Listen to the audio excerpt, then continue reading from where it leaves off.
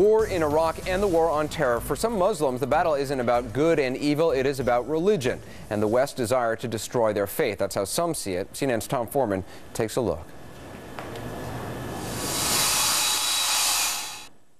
That drives some in the Middle East to violence is easy to see.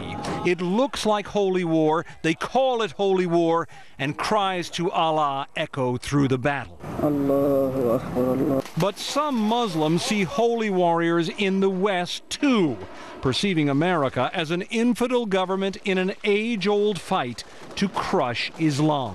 This crusade, this war on terrorism. President Bush and other American leaders are very open about their beliefs and the role of a higher power in world affairs. The belief that freedom is the gift of God. But in largely Muslim nations, such messages are often heard as pro-Christian, anti-Muslim. It complicates the war very much. Nihad Awad is with the Council on American-Islamic Relations. I think there is a growing perception among Muslims worldwide, specifically in Iraq, in majority Muslim countries, that the war on terrorism is in fact a war on Islam. American military leaders in Iraq have routinely shown respect for the Muslim faith, often avoiding attacks on mosques, for example, even as insurgents launch assaults from within them.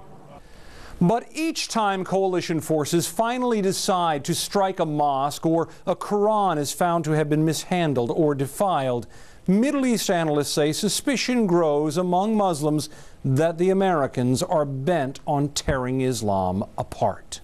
And that, like so much else in the war in Iraq and the war on terror, has been twisted into a recruiting tool for radicals. That's exactly their selling point. They tell their supporters, their followers that, look, the war on terror that the U.S. has waged is indeed a war on you and on your faith. Military clashes between Islam and Christianity go way back. The Crusades started 900 years ago, and maybe conflict is inevitable.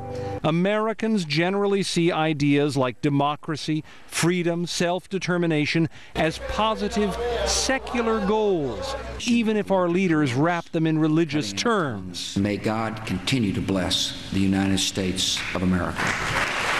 But Middle East analysts say radical Muslims see each invocation of God's name by non-Muslims as a new heresy, another call to arms.